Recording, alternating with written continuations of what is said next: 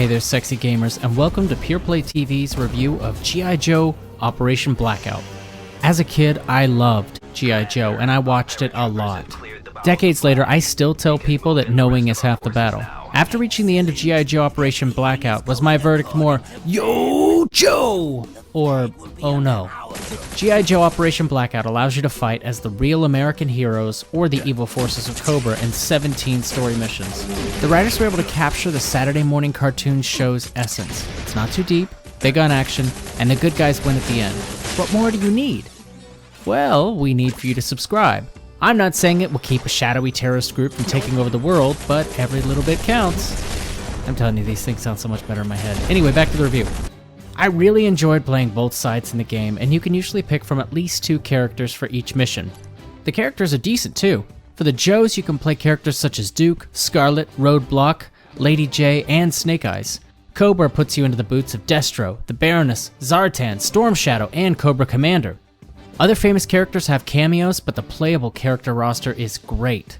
Although there are different costumes and weapon skins, selecting your character is more than just looks. Each of them has a unique primary weapon and a secondary weapon that can be switched at marker areas in the environment. Beyond the unique gun, each character has an ultimate move that can be used after filling a meter and a unique evade move. Some will give you a boost of speed or throw down a shield. All characters also have stats such as rechargeable shield strength, a weapon firepower rating, speed, and rate of fire. At the extremes, these are differences you will feel in game. The missions are where the game starts to break down. After a cutscene, your 2-person team will fight your way through a level. Some missions make you play through the same level twice, going in reverse through the same area only as the other side this time. The enemies are fine, but there's no real variety. They're all robot soldiers with little eyeball mechs and hovering flyers rounding out the mix. You won't see much new after the beginning, just more of them. Combat is bland and repetitive, and I grew to hate my AI-controlled teammate. During some missions, they were helpful in killing or at least distracting the enemy. Most of the time, they ran around the level, not firing a shot and getting in the way of my bullets. One character has a grenade launcher that they repeatedly blocked, causing splash damage to me. The third-person shooting is inoffensive, but generic. The robotic enemies are varying degrees of bullet sponginess, and you'll mow through wave after wave. These are broken up by a few boring driving levels that let you shoot enemies in gun placements or firing an anti-aircraft gun on a ship. The level visuals are good with an almost cel-shaded look. They are bright and colorful and range from jungles, caves, industrial bases, and frosty Arctic levels. The explosions are nice, and the familiar vehicles were great to see.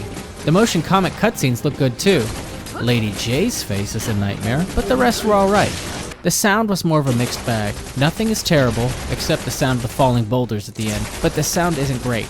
I know the guns were varied on purpose, but none of them made the old pew pew sound from the show. It's a missed opportunity. The general shooting sounds are okay, but underwhelming. The voice acting is generally good too. Since the show isn't new, the voices aren't going to sound perfect, but most of them nailed the spirit of the character and voice. The music is fine too, but you'll notice a glaring absence. I mentioned not hearing the gun audio from the show, but I don't remember hearing the iconic theme either. You know what I mean.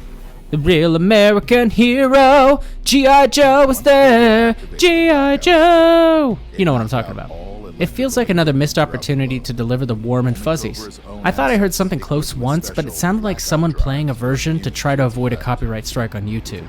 The game does allow for local 2-player co-op and local 4-player PvP. It's a lot more fun and removes my problems with the AI partner. Co-op is split horizontally on screen, and you can play a single mission or the whole game. This is where you should focus your playtime over the single player. G.I Joe Operation Blackout was obviously made by people who love the universe. The story and character selection is good, but the combat missions and AI partners will deflate your enthusiasm. Helping the Joes save the world is still satisfying, but only if you play with someone else. If you're only looking to relive some nostalgia, this will work in a pinch, but I would keep looking.